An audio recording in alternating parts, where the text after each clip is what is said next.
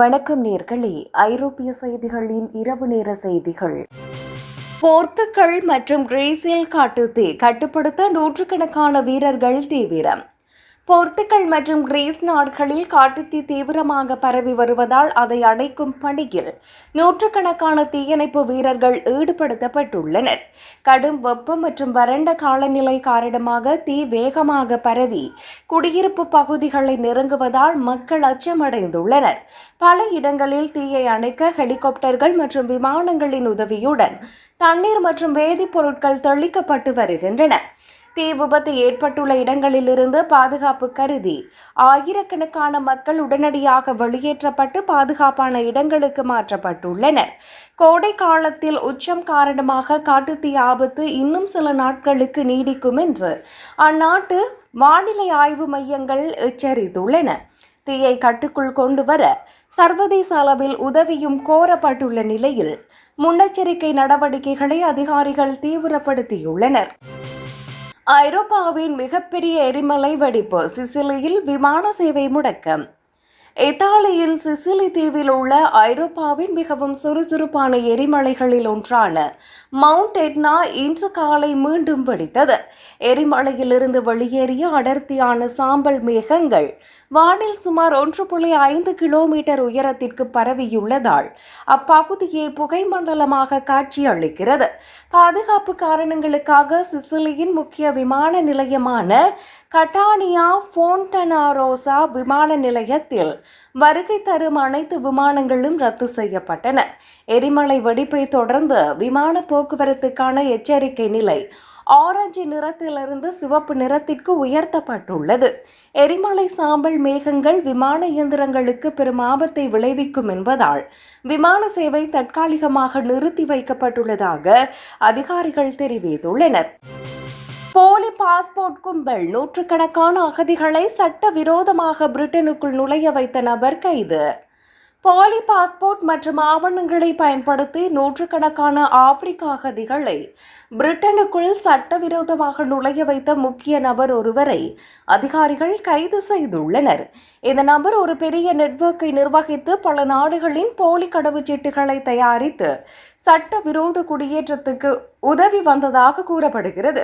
பல ஆண்டுகளாக தொடர்ந்து நடைபெற்ற இந்த திட்டத்தின் மூலம் அவர் பெருமளவு பணத்தை பெற்றுள்ளதாகவும் பாதுகாப்பு சோதனைகளை தகர்த்து அகதிகளை உள்ளே அனுப்பியதாகவும் கண்டறியப்பட்டுள்ளது. இந்த சம்பவத்தை ஒரு மிகப்பெரிய பாதுகாப்பு மீறலாக கருதும் அதிகாரிகள் இது குறித்து தீவிர விசாரணை மேற்கொண்டு வருகின்றனர். போலி ஆவணங்கள் மூலம் எல்லை பாதுகாப்பு அமைப்புகளை ஏமாற்றியது தொடர்பாக சர்வதேச புலனாய்வு நிறுவனங்களும் இந்த வழக்கில் இணைந்து செயல்படுகின்றன. சட்டவிரோத குடியேற்ற கும்பல்களை கட்டுப்படுத்தவும் எல்லை பாதுகாப்பை வலுப்படுத்தவும் அரசு கடுமையான நடவடிக்கைகளை எடுக்க தொடங்கியுள்ளது. ஈரானுக்கு 20 நவீன ரஷ்ய போர் விமானங்கள், வான்படை பலத்தை அதிகரிக்க திட்டம். ஈரானுக்காக பிரத்யேகமாக தயாரிக்கப்பட்ட 20 நவீன சுகோய் Su-35 போர் விமானங்களின் உற்பத்தியை ரஷ்யா வெற்றிகரமாக முடித்துள்ளது. 2023ஆம் ஆண்டு கையெழுத்தான ஒப்பந்தத்தின்படி மொத்தம் 48 போர் விமானங்களை வாங்க ஈரான் திட்டமிட்டுள்ள நிலையில் அதன் முதல் கட்டமாக இந்த விமானங்கள் தயாராகியுள்ளன. பல தசாப்தங்களாக பழமையான அமெரிக்க தயாரிப்பு விமானங்களை மட்டுமே பயன்படுத்தி வந்த ஈரான் இந்த ரஷ்ய விமானங்களின் வருகை மூலம் தனது வான்படையை நவீனப்படுத்த முனைப்பு காட்டுகிறது. இந்த விமானங்கள் தற்போது ரஷ்யாவில் உள்ள நிலையில் ஈரானில் உள்ள ஹமதான் விமான தளத்தில் நடைபெற்று வரும் உள்கட்டமைப்பு பணிகள் முடிந்தவுடன் அவை அங்கு மாற்றப்பட உள்ளன. சுமார் 1600 கிலோமீட்டர் தூரம் வரை சென்று தாக்கும் திறன் கொண்ட இந்த ரஷ்ய போர் விமானங்கள் மத்திய கிழக்கு பிராந்தியத்தில் ஈரானின் இராணுவ வலிமையை கணிசமாக உயர்த்தும் என்று எதிர்பார்க்கப்படுகிறது. இந்த கொள்முதல் நடவடிக்கை பிராந்தியத்தில் அதிகரித்து வரும் புவிசார் அரசியல் பதற்றங்களுக்கு மத்தியில் ஈரானின் இராணுவ திறனை வலுப்படுத்தும் ஒரு முக்கிய மைல்கல்லாக பார்க்கப்படுகிறது. புட்டின் பதவி விலகுவார் என்று 3 லட்சம் பவுண்டுகள் பந்தயம், மர்ம நபரின் செயலால் பரபரப்பு. ரஷ்ய அதிபர் விளாடிமிர் புட்டின் இந்த ஆண்டு இறுதிக்குள் அதிகாரத்தை இழப்பார் என்று மர்ம நபர் ஒருவர் 3 லட்சம் பவுண்டுகள் பந்தயம் கட்டியிருப்பது பெரும் பரபரப்பை ஏற்படுத்தியுள்ளது. ஆன்லைன் பந்தய தளத்தில் மேற்கொள்ளப்பட்ட இந்த மிகப்பெரிய முதலீடு உலக அரசியல் கவனிப்பாளர்கள் மற்றும் ஊடகங்கள் மத்தியில் பல்வேறு கேள்விகளை எழுப்பியுள்ளது.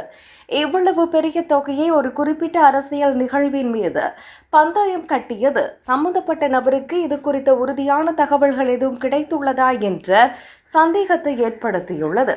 பந்தய நிறுவனங்கள் இந்த விவகாரத்தை பாதுகாப்பு மற்றும் விதிமுறை மீறல்கள் அடிப்படையில் ஆய்வு செய்து வரும் நிலையில் இது ஒரு திட்டமிட்ட அரசியல் எதிர்பார்ப்பாக பார்க்கப்படுகிறது.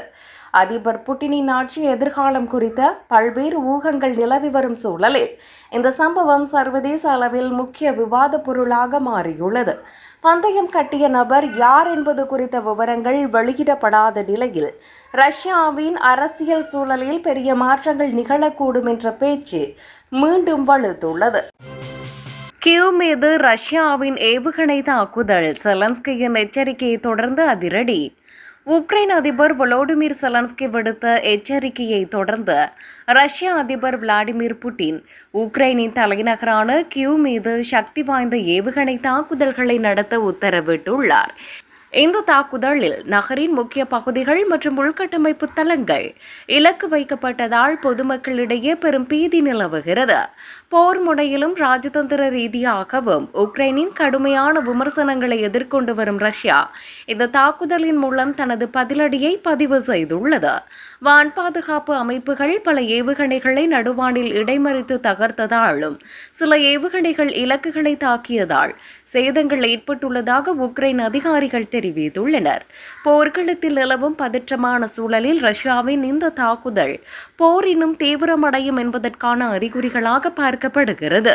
சர்வதேச நாடுகளின் கண்டனங்களுக்கு மத்தியிலும் ரஷ்யா தனது இராணுவ நடவடிக்கைகளை தொடர்ந்து தீவிரப்படுத்தி வருவது உலக நாடுகளிடையே கவலையை ஏற்படுத்தியுள்ளது.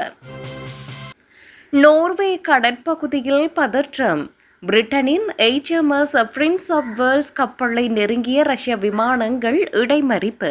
நோர்வே கடற்பகுதியில் பயிற்சிகளில் ஈடுபட்டிருந்த பிரிட்டனின் HMS பிரின்ஸ் ஆஃப் வேல்ஸ் விமானம் தாங்கி கப்பலை நோக்கி ரஷ்யாவின் 2 BRF ரக ரோந்து விமானங்கள் மீண்டும் அதை மீறி சென்றன.